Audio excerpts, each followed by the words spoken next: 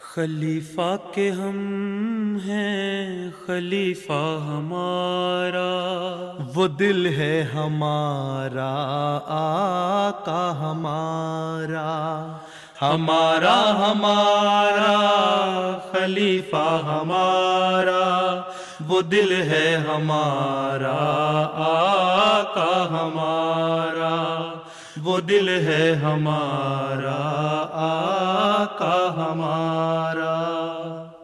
Assalamu alaikum and welcome to This Week with Huzu. We are honored to present highlights of two mulaqats, one with doctors and medical professionals and the other with Amla members from Canada. We begin with Saturday's mulaqat, where Hadrat Khalifatul Masih Ayyadullah Ta'ala bin Nasr al-Aziz graciously met with doctors and medical professionals from various countries. Last Saturday, doctors and medical professionals from various countries, including the UK, the United States, Australia, Canada, and Germany, had the honor of having a mulaqat with Hazrat Khalifatul Masih V, Ayyadullah Ta'ala bin Nasr al-Aziz. The attendees were all able to introduce themselves during the mulaqat, which took place in Islamabad. They also had the opportunity to ask Hazur Anwar questions on a range of issues in relation to their field. I C U کے حوالے سے ایک سوال ہے کہ ہم encounter کرتے ہیں اینڈ آف لائف سچویشنس، اور اس میں آج کل میڈیکل ٹیکنالوجی اتنی بڑھ گئی ہے، اتنی مشینیں آ گئی ہیں کہ آپ آدمی کو جتنا مرضی عرصہ زندہ رکھ سکتے ہیں۔ تو ہماری فیملی سے انٹریکشنز ہوتی ہیں اور اینڈ آف لائف ڈسکشنز کے بارے میں تھوڑی سی گائیڈنس چاہیے کہ کیسے ان ڈسکشنز کو ہینڈل کیا جائے۔ بس آپ ڈاکٹروں کی نصیحت ہوتی ہے کہ چلو مرسی کلنگ میں چلے جاؤ، مار دو بندے کو، ہیں فیملی والے زیادہ خیال رکھنے والے کہتے ہیں نہیں جب تک سانس آ رہا ہے رہنے دو۔ تو میں تو عام طور پہ یہی لوگوں کو لکھتا ہوں، اگر برین کام کر رہا ہے، سانس لے رہا ہے اپنا کوئی 50-60% بندہ، تو ٹھیک ہے، اس کو جو بھی مشینیں لگا رہی ہیں، وینٹیلیٹر لگایا یا کوئی چیزیں لگا رہے ہیں اپنے، تو پھر اس کو چلنے دیں۔ جب بالکل نہیں چلا جائے تو پھر اتار دیں، اور اس کو بھی کچھ دیکھیں، 2-4-6 دن دیکھیں، اور دیکھ لیں بالکل ہی برین ڈیڈ ہو گیا اگر اور ختم ہو گیا تو پھر فائدہ کوئی نہیں اس کو۔ صرف پرولونگ لائف مقصد نہیں ہے، کوالٹی آف لائف بھی تو ہونی چاہیے نا۔ تو وہ پھر لوگ رشتہ داروں سے پوچھ کے پھر چھوڑ دیں، اور کیا ہو سکتا ہے، اللہ پہ چھوڑیں معاملہ۔ میں تو یہی کہا کرتا ہوں، باقی جس کے اپنے جذبات ہیں، جس کا مریض ہے اس کو وہی بتا سکتا ہے نا صحیح۔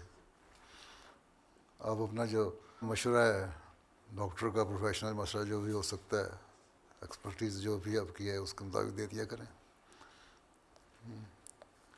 Assalamu alaikum, Hazur. My question is about mentorship and education. How can we, as a group, as well as individual surgeons and doctors in training, mentor and inspire the next generation of Ahmadi youth and children to pursue a career in medicine? یہ تو نصرت جہاں والے بھی کرتے رہتے ہیں کام۔ آپ کی جو میڈیکل ایسوسیشن ہے اس کا کام ہے نا، مختلف سیمینار کریں، ڈاکٹروں کو بلائیں، اسٹوڈنٹس کو بلائیں، ہیں اس میں ان کو انکریج کریں۔ کونسلنگ اور گائیڈنس کا جو ہے تعلیم کا شعبہ جماعت کا، ان کو بھی چاہیے نا، اسٹوڈنٹ ایسوسیشن ہے یونیورسٹیز میں، اور ویسے بھی جو سیکنڈری اسکول کے اسٹوڈنٹ ہیں ان کو شروع میں ہی کریں، تو اس طرف لائیں کہ یہ زیادہ بہتر ہے، تو پھر ہو سکتا ہے ان کا انٹرسٹ ڈیولپ ہو سکتا ہے۔ ادروائز آپ کیا کر سکتے ہیں، جو کالج میں ایک دفعہ چلا گیا، گریڈ 12 جس نے کر لیا، اس نے پروفیشن لے لیا، لاء میں چلا گیا یا انجینئرنگ میں چلا گیا، کمپیوٹر سائنس میں چلا گیا۔ آج کل کمپیوٹر سائنس کا بڑا رواج ہو رہا ہے، اے آئی نے دماغ خراب کیا ہوا ہے۔ اس سے پہلے ان کو کاؤنسلنگ ہونی چاہیے۔ اس کے لیے ایجوکیشن سیکرٹری جو ہے آپ کا جماعت کا، اس کے ساتھ مل کے میڈیکل ایسوسیشن کو چاہیے کاؤنسلنگ کے لیے، گائیڈنگ کے لیے کوئی اپنی میٹنگز کریں، سیمینار کریں، ان کو پڑھائیں کس طرح کرنا ہے، پروگرام بنائیں۔ یہ تو آپ لوگوں نے بنانا ہے، میں تو کہتا رہتا ہوں اس بارے میں۔ اور پھر آپ کے پاس اتنے لوگ بھی ہونے چاہیے جو مینٹرنگ کر سکتے ہیں۔ میری ریسرچ کلینکل آؤٹ کمس میں اور ٹرانسلیشنل ریسرچ ہے، اس میں پگس پہ ایکسپیریمنٹس کرتے ہیں۔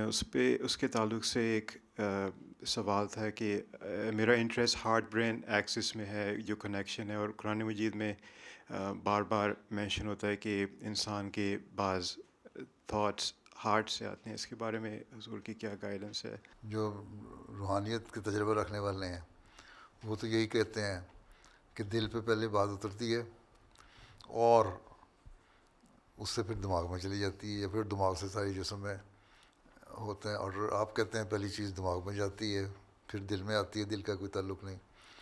حضرت مسلم موعود نے اس کی ایک دلیل یہ بھی دی گئی ہے کہ ہارٹ جو ہے بلڈ سپلائی کر رہا ہوتا ہے، اور بلڈ سرکولیٹ کر کے برین کو بھی جاتا ہے اور باقی جسم میں بھی جاتا ہے، اور بلڈ کا بھی ایک رول ہے یہ میسیج پہنچانے میں. تو اس لیے یہ کہا جا سکتا ہے کہ دل سے دماغ میں جاتی بات اور پھر آگے جسم میں ٹرانسفر ہوتی ہے. تو اس نہج سے بھی سرچ کر سکتے ہیں آپ کہ بلڈ سرکولیشن کا کیا رول ہے. بلڈ دل میں سے جا رہا ہے دماغ میں، دل سے باڈی میں، تو کس حد تک وہ کام کر سکتا ہے اس میں. تو یہ ریسرچ آپ کریں پھر بتائیں. باقی ابھی تک تو یہی ہے کہ کہتے ہیں روحانیت کا جو تجربہ ہے وہ ایسا ہے کہ اس کو کوئی ایکسپلین نہیں کر سکتا، لیکن ہوتا یہی ہے کہ لگتا ہے کہ دل میں بات اتری، پھر آگے ٹرانسفر ہوئی دماغ میں اور پھر جسم میں، اور پھر آگے انسان بیان کرتا ہے. اور روحانیت میں ڈوبے ہوئے کو پتہ لگ سکتا ہے. دو ہی چیزیں ہیں، ایک ریسرچ کریں ایک روحانیت میں پڑھیں. My question is regarding an incident you mentioned yesterday in the khutbah, in which the Holy Prophet ﷺ removed the arrow from Abu Qatada and then placed his saliva onto the wound, which miraculously healed. How can we reconcile these type of miraculous incidents to those who are non-believers and atheists? یہ تو صرف ایک واقعہ نہیں ہے، ایسے تو کئی واقعے پہلے بھی بیان میں کر چکا ہوں. ہیں انہوں نے انگلی جوڑی اور وہ جڑ گئی، اور زخم جو ہے وہ ٹھیک ہو گئے. وہ تو ایک ظاہری چیز ہی، برکت اللہ تعالیٰ نے رکھ دی ان کے سلائیوا میں، جو سے وہ آئنٹمنٹ کا کام کر دیا اس میں. تو اب آپ لوگ کہیں گے جی اس میں تو بیکٹیریا بڑا ہوتا ہے، اس کو انفیکشن ہو جانی چاہیے، لیکن اللہ تعالیٰ کے پاس طاقت ہے، اس نے اس کو انفیکشن کی بجائے ہو سکتا ہے کوئی ایسا چیزیں نکل گئی ہوں جس نے انفیکشن کو ختم کرنے کے لیے کام کیا ہو. اور دعا جو ہے وہ بہت بڑا کام کرتی ہے. تو میریکلز ہیں، یہ ہوتے ہیں. اس کو جو ایمان نہیں لاتے ان کو کس طرح ہم بتا سکتے ہیں؟ یہ جو میں نے بتایا نا ابھی، اس طرح دل اور ہارٹ کا جو میسیج ہے اس کا نہیں پتہ لگ سکتا. تو اسی طرح یہ بھی نہیں لوگوں کو پتہ لگ سکتا، لیکن بہرحال ہوا واقعہ اور لوگوں نے بیان کیا کہ ہوا. اس سے پہلے بھی کئی لوگوں نے کہا میری پاؤں ٹوٹ گیا، میری ہڈی ٹوٹ گئی، اس کو جوڑا اور لائیوا لگایا اور وہاں ٹھیک ہو گیا، یا پھونک ماری یا دعا کی یا پکڑ کے رکھا ہڈی جڑ گئی. تو میریکلز ہوتے ہیں دنیا میں، آج بھی ہوتے ہیں. لوگ عام طور پہ کہتے ہیں جی یہ ہو گیا، پتہ نہیں کس طرح ہو گیا، لیکن وہ دعا سے ہوا. ہمیں تو دعاؤں کا یقین ہے نا، بعض دفعہ دعاؤں کے بغیر بھی ہو جاتا ہے. اللہ تعالیٰ ویسے کسی کو شفا دے دیتا ہے. تو یہ ہوتے ہیں. اب یہ تو گواہی بتا سکتے ہیں نا، جو انہوں نے کہہ دیا مجھے ہوا تو ہوا. اب بھی ہو جاتے ہیں بعض دفعہ کوئی چیزیں نہیں ٹھیک ہونے والی ہوتی ہیں. تو حضرت صلی اللہ علیہ وسلم کا تو بڑا مقام ہے. حضرت مسیح علیہ السلام کے زمانے میں بھی آپ دعا کرتے تھے، ہاتھ رکھتے تھے اور لوگوں کو شفا ہو جاتی تھی. اور بعض اور بزرگوں کے واقعات ملتے ہیں اس طرح کہ ہاتھ رکھا، دعا کی اور صحت مل گئی، وہ دوائی کے بغیر ہی مل گئی. اور بعض دفعہ یقین بھی ہوتا ہے نا کوئی کسی بات پہ، تو وہ سائیکلوجیکلی پہ اثر انداز ہو رہا ہوتا ہے. تو مختلف صورتیں ہوتی ہیں. ٹھیک ہے. In Invitation to Ahmadiyyat کتاب میں ایک ریفرنس ہے کہ one of the signs of latter days would be the increase in sudden death. اور اس کے اندر 2 reasons بیان ہوئے ہیں، ایک alcohol use اور دوسرا جو ہے وہ weakness of nerves from overwork and stress. اس بارے میں حضور انور کی کیا ہدایت ہے کہ how can we as doctors, physician اور خدا can work on our nerves؟ Alcohol جو ہے وہ تو اب یہ کہنے لگ گئے ہیں. اب وہ پہلے کہتے تھے نا ایک 1 پیگ یا 1 گلاس جو ہے پی لیا کرو روزانہ تو کچھ نہیں ہوتا. اب نئی ریسرچ چند ہفتے مہینے پہلے آئی تھی, اس میں لکھا تھا کہ 1 گلاس بھی نہیں پینا چاہیے, یہ بھی نرو پہ اثر ڈالتا ہے. تو ویکنیس آف نروز تو ہوگی, خود اپروو کر رہے ہیں نا اپنی ریسرچ میں. تو جس طرح جا رہے ہیں, آخر میں ان کو الٹیمیٹلی ان کو کرنا پڑے گا کہ یہ چیزیں نقصان دہ ہیں. اور اسی کی وجہ سے پھر جو اسٹریس پیدا ہوتا ہے, ٹھیک ہے, اگر اسٹرانگ نروز ہوں تو ذرا ذرا سی بات پہ آدمی اسٹریس تو نہیں لیتا نا, اور جو اسٹریس ہوتا ہے تو اس کا پھر آگے دوسرا اثر یہ ہوتا ہے کہ ڈپریشن میں چلا جاتا ہے انسان. تو یہ ایک ویشیس سرکل ہے جو چلتا ہے, اور یہ دنیا داروں میں بہت زیادہ چلتا ہے, ٹھیک ہے.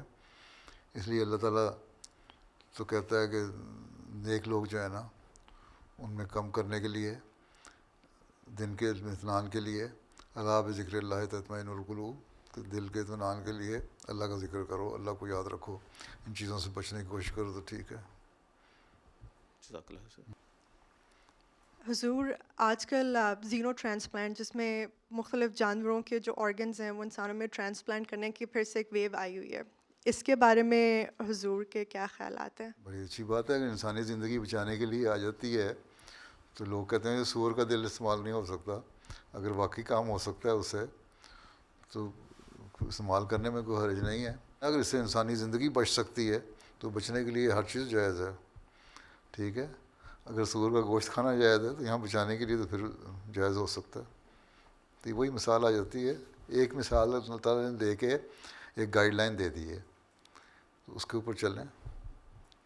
شیر کا دل لگا دیا کریں. چلو اللہ حافظ ہو پھر.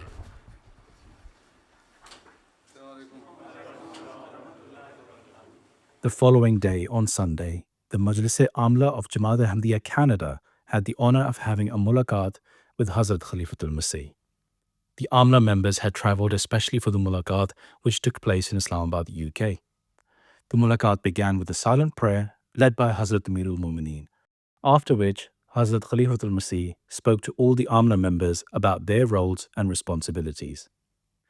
Speaking to the National Secretary Tabligh, Hazur guided them to further expand their Tabligh efforts. تعلقات بنائیں, اپنے وسیع تعلقات کریں. ضروری نہیں ہے کہ ضرور بیعتی ہو, جی لیکن کم از کم اسلام کا, احمدیت کا, حقیقی اسلام کا مسلمانوں میں غیر مسلمانوں میں تعارف ہونا چاہیے, ٹھیک ہے. جی سر, اس کے بعد انشاءاللہ جب وقت آئے گا تو بریک تھرو بھی ہو جاتا ہے. انشاءاللہ. لیکن ابھی تک جو ہونی چاہیے تبلیغ کی کوشش اور جتنی وسیع پیمانے پر علم ہونا چاہیے آپ کے ملک میں, وہ نہیں ہے ابھی. ایک علاقے میں ہے, ایک شہر میں رہ کے اس کی مثال آپ دے دیں گے, دوسرے شہر میں کوئی نہیں. بڑے شہروں میں ہے جہاں جماعتیں ہیں, اب کیلگری میں کہہ دیں کہ جی اتنے لوگ آئے, ٹورنٹو میں اتنے لوگ آئے, جو لوگ جانتے ہیں آپ کو آگے, کوئی تھوڑی سی اخباروں سے پبلسٹی ہو جاتی ہے, لوگ جان لیتے ہیں, لیکن باقی جگہوں پہ نہیں ہے. اس کو ذرا وسیع کریں, پلان کریں. ضروری نہیں ہے پرانے ٹکسالی جو طریقہ آپ نے اختیار کیا اسی کو اختیار کرنا. نئے نئے ایکسپلور کریں, نئے لوگوں سے پوچھیں, جو نئے نوجوان ان سے پوچھیں کیا کر سکتے ہیں تبلیغ کے ذریعے. اور اس کے علاوہ سوشل سائنس کے کچھ لوگ, ان کو اپنے ٹیم میں شامل کریں, ان سے پوچھیں ہم کس طرح وسیع کر سکتے ہیں میدان کو. During the mulaqat, Hazrat Khalifatul Masih mentioned a recent interview with Amir Jamaat of Canada, Lal Khan Malik Sahib, in which he explained how he converted to Islam Ahmadiyyat. Lal Khan Malik Sahib was from a village where the school was run by an Ahmadi Muslim head teacher. تو اچھا school تھا وہ, یا احمدی head master تھا جس کی وجہ سے اچھا اسکول تھا, اسی وجہ سے احمدی ہیڈ ماسٹر کی وجہ سے اچھا اسکول تھا. جی, چودھری بشیر احمد صاحب اللہ تعالیٰ ان کے درجات بلند کریں. تو آپ کو تو اسی پہ قائل ہو جانا چاہیے تھا کہ احمدی ہیڈ ماسٹر ایمانداری سے کروا رہا ہے کام, تو چلو مان لو بجائے اعتراض کرنے کے. حضور وہاں یہ بات تھی کہ سب سے شریف آدمی چودھری بشیر احمد ہیں, لیکن ایک ہی خرابی ہے, ایک ہی قادیانی ہے. وہ ایک ہی خرابی قادیانی. وہ ہم یونیورسٹی میں پڑھتے تھے تو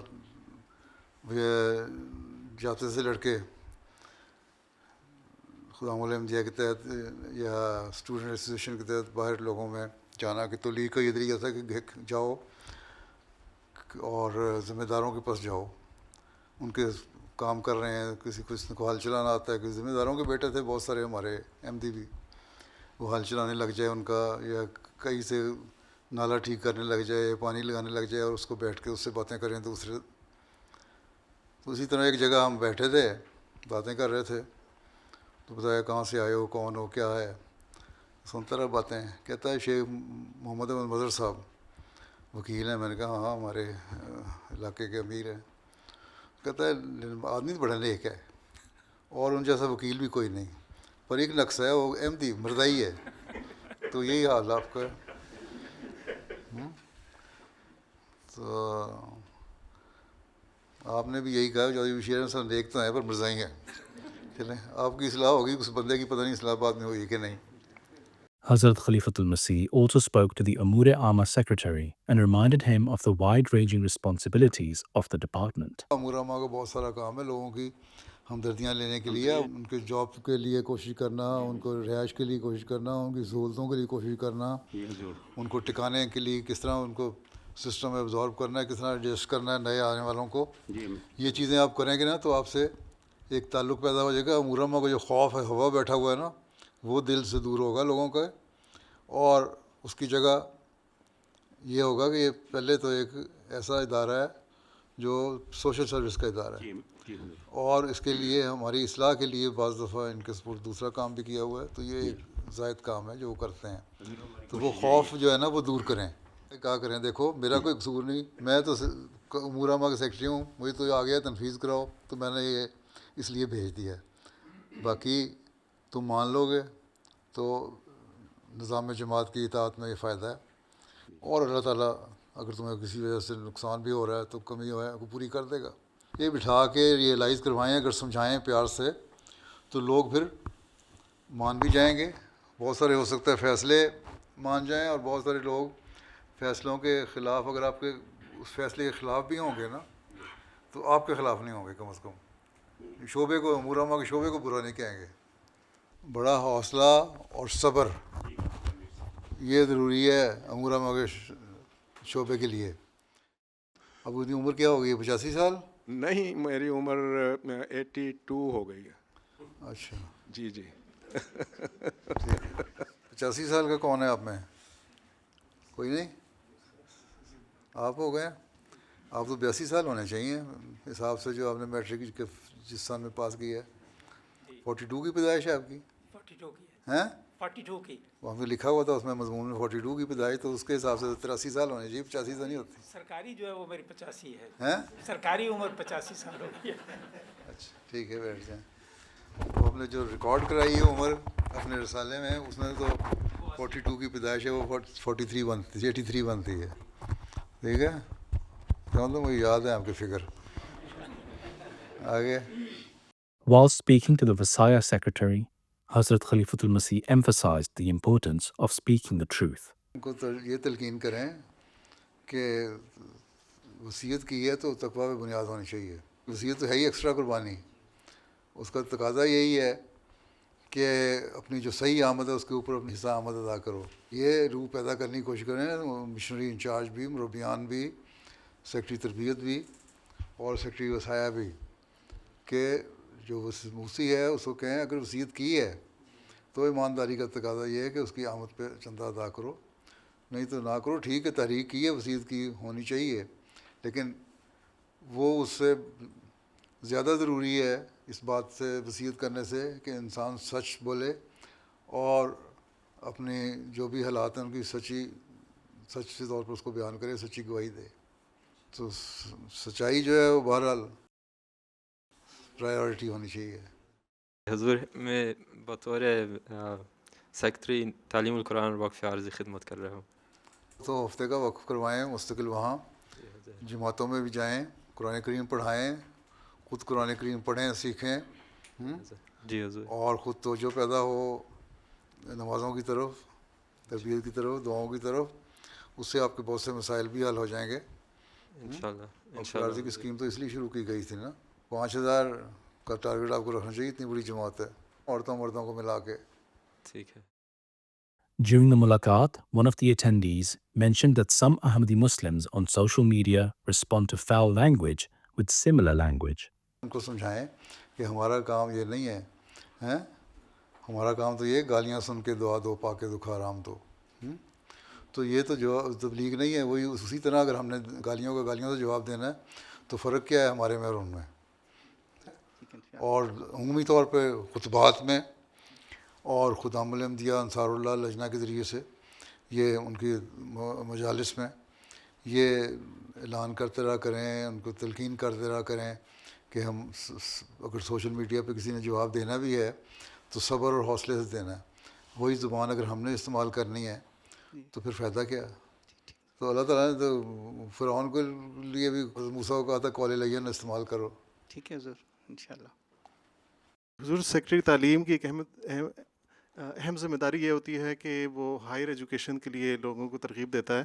تو آج کل حضور اے آئی آرٹیفیشل انٹیلیجنس نے کافی شعبوں میں انقلاب برپا کر دیا ہے. کمپنیاں ابھی کارکنان کو بھی اے آئی سے تبدیل کر رہی ہیں. تو حضور آپ سے رہنمائی کی درخواست ہے. آپ بھی اے آئی سیکھ لیں. آپ کے اے آئی کے ایکسپرٹ اتنے ہو جائیں کہ وہ آپ ان کو نئی سے نئی چیز بنا کے دیں تو وہ لوگ آپ کو امپلائی کریں گے. لیکن اے آئی نے وہ تو وہی کچھ کرنا ہے جو اس میں آپ فیڈ کر رہے ہیں. اس میں کوئی اپنا دماغ تو نہیں لے کے آنا. آخر انسانی ذہن کی ضرورت ہے نا, اور وہ ویسا فرٹائل ذہن جو زیادہ اس کو فیڈ کر سکے نئی نئی چیزیں, اس کو جو کمپنیاں ہیں وہ بھی اس کو لینے کی کوشش کریں گی. تو وہ لوگ جو ہیں وہ احمدی ہونے چاہیے. ٹھیک ہے, تو اس کے لیے کوشش کریں آپ. باقی اب چائنا نے امریکہ کی مارکیٹ کو ساری نیچے گرا دی نا. شیئر مارکیٹ ان کی بلینز ٹریلینز نیچے چلی گئی. وہ کہتے ہیں جو $20 بلین میں تم نے امریکہ نے پروگرام بنانا تھا, چائنا نے $5 ملین بنا دیا. ٹھیک ہے, ان کا دماغ ہے نا, وہاں اسی طرح کا دماغ بناؤ تو کام آ جائیں گے. بہرحال ہم نے مقابلہ کرنا ہے نا دنیا کا. تو جس فیلڈ میں بھی جا کے اوپر جا رہے ہیں ہم نے جانے کی کوشش کرنی ہے تاکہ ایک حد پہ جا کے ان کو بتائیں کہ اے آئی کی کیا لمیٹیشنز ہونی چاہیے. ٹھیک ہے.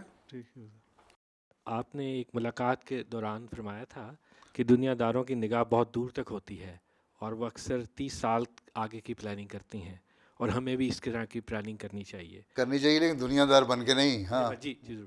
تو اس میں ضرور رہنمائی فرمائیں اس سلسلے میں ہم اس طرح کی پلاننگ کرتے ہوئے کن باتوں کو مد نظر رکھیں اور کیسے کریں. جماعت احمدیہ کی ٹارگیٹ کیا ہے؟ یہی ہے نا, اللہ اور رسول کا پیغام جو ہے دنیا میں پہنچے. جی ٹھیک ہے, اس کا ایک شارٹ ٹرم پلاننگ ہے, ایک لانگ ٹرم پلاننگ ہے. حضرت مسیح علیہ السلام نے کیا کہا ہے, کس مقصد کے لیے میں آیا ہوں؟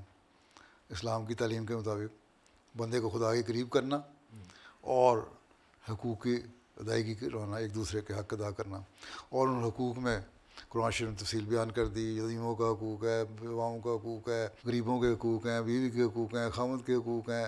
بہت سارے حقوق جو ہیں, ابھی میں نے کئی جلسوں میں مستقل حقوق کی ایک لسٹ بنائی ہے. اس کے علاوہ بھی اور بھی ہے بہت سارے ہیں, یعنی کہ میں نے کور کر لی سارے. تو ان سارے حقوق کو ہم نے کس پریفرنس آرڈر میں لے کے حاصل کرنے کی کوشش کرنی ہے, اور کیا ہمارا مقصد ہونا چاہیے, کس طرح ہم دنیا کو اس طرح اپنے قریب لا سکتے ہیں. تو یہ پلاننگ تو آپ لوگوں نے کرنی ہے نا بیٹھ کے. جی سر. اور ہر ملک کے لیے اس کی پریفرنسز مختلف ہو سکتی ہیں, ہوں گی. آپ بھی دیکھیں, اس کے مطابق کریں. جی ٹھیک ہے. جی. تحریک جدید کے قواعد کی روشنی میں سیکٹری مال کا کام ہے کہ وہ کمانے والے افراد کا ان کی اصل آمد کی تشخیص کر کے بجٹ بنائے.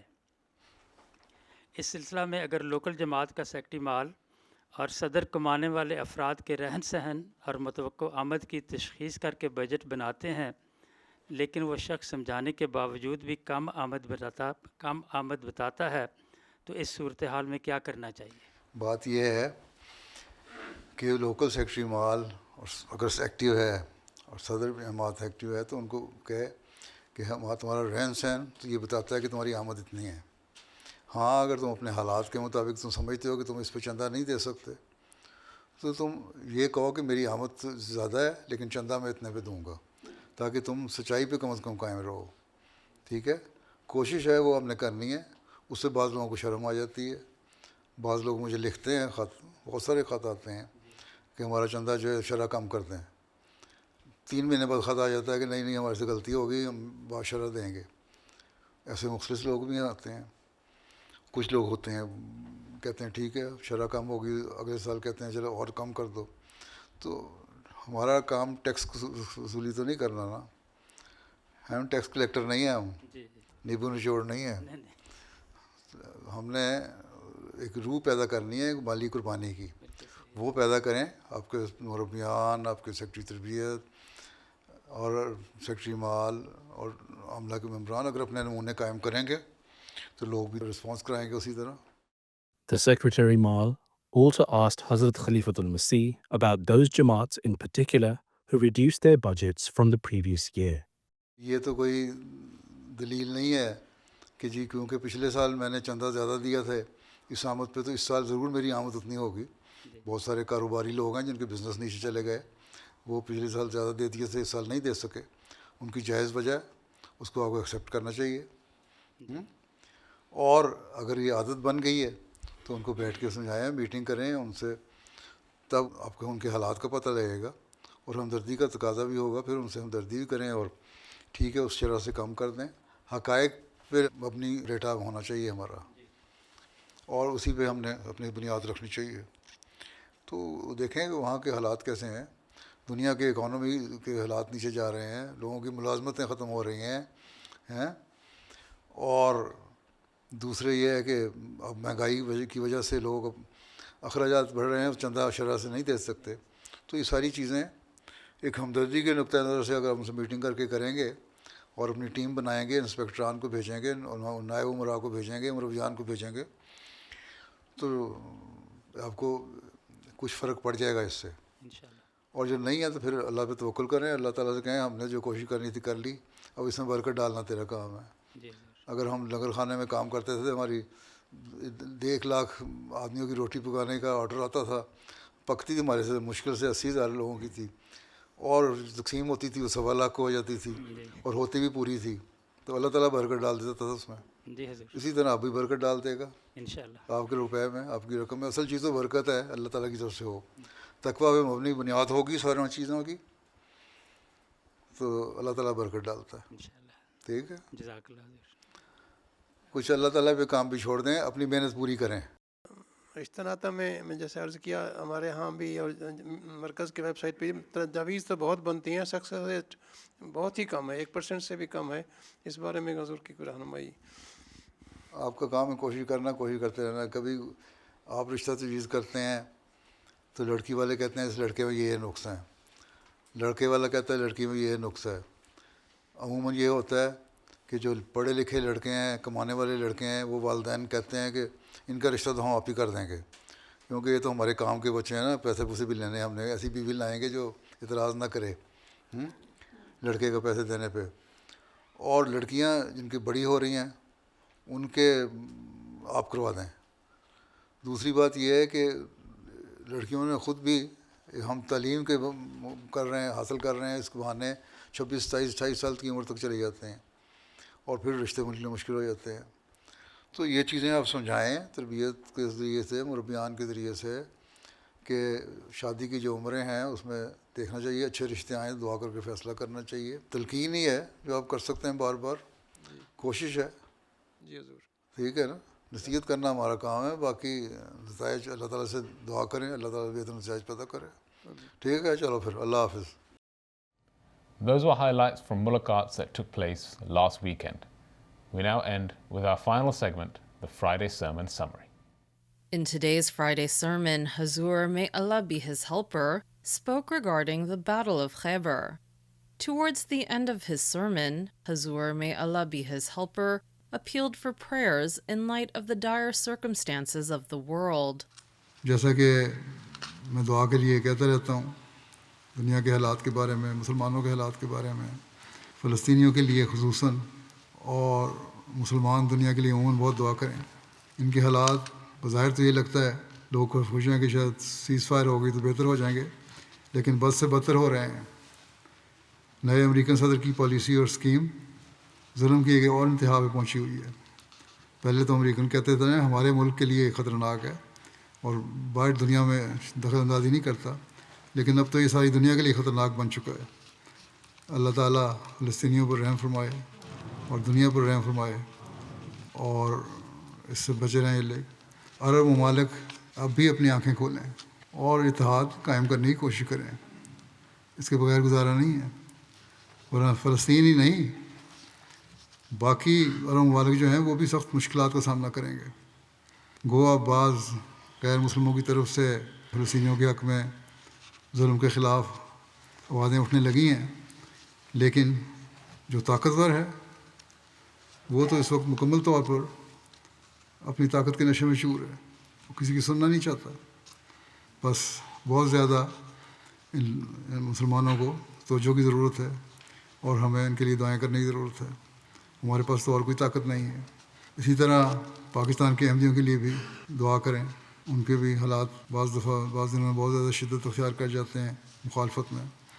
بنگلہ دیش کے احمدیوں کے لیے بھی دعا کریں، وہاں بھی اللہ تعالیٰ ان کو ہر قسم کے مخالفتوں سے اور حملوں سے بچائے. باقی جگہوں پر بھی مظلوم لوگوں کے لیے دعا کریں، مظلوم احمدیوں کے لیے دعا کریں. اللہ تعالیٰ ان سب کو اپنے حفظ و امان میں رکھے، دنیا کو عقل دے، امن قائم کرنے کی توجہ پیدا ہو ان سب کی. اللہ تعالیٰ ہمیں دعاؤں کی توفیق دے.